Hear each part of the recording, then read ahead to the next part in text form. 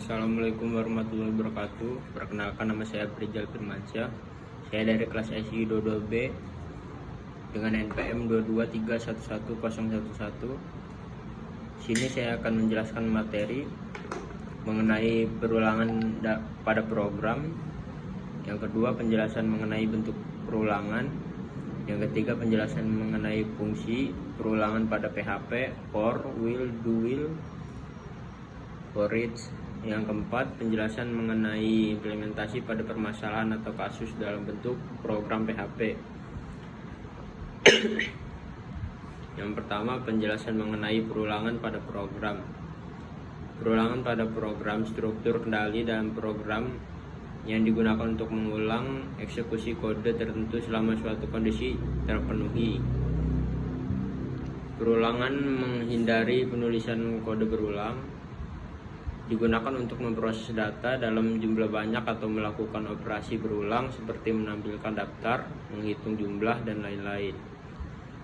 Kemudian yang kedua, bentuk perulangan. Perulangan terkendali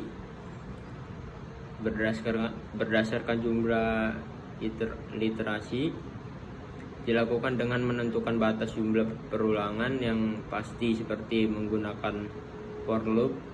Yang kedua, perulangan tidak terkendali berdasarkan kondisi, dilakukan selama kondisi tertentu masih bernilai true atau benar seperti menggunakan while loop dan do while loop.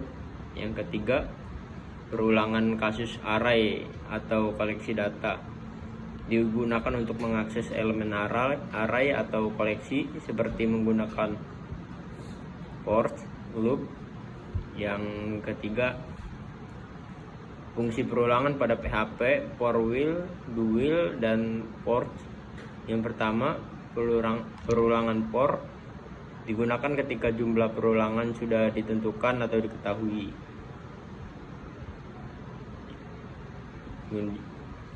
Kemudian perulangan will digunakan ketika kondisi diperiksa sebelum perulangan dijalankan. Yang ketiga, perulangan do will, kondisi diperiksa setelah perulangan dijalankan. Kode akan dijalankan minimal 1 kali.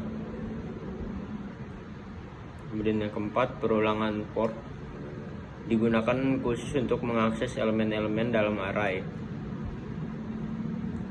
Yang keempat, implementasi pada permasalahan atau kasus dalam bentuk program PHP. Membuat program PHP untuk menampilkan bilangan genap dari 1 sampai N yang diinputkan oleh pengguna. Penjelasan program. Yang satu, from input, pengguna memasukkan batas nilai N. Kemudian yang kedua, metode post, mengambil input N dari pengguna. Yang ketiga, logika perulangan, menggunakan for loop untuk mengulang dari 1 hingga N. Dan yang keempat, output, menampilkan bilangan genap di antara 1 dan N.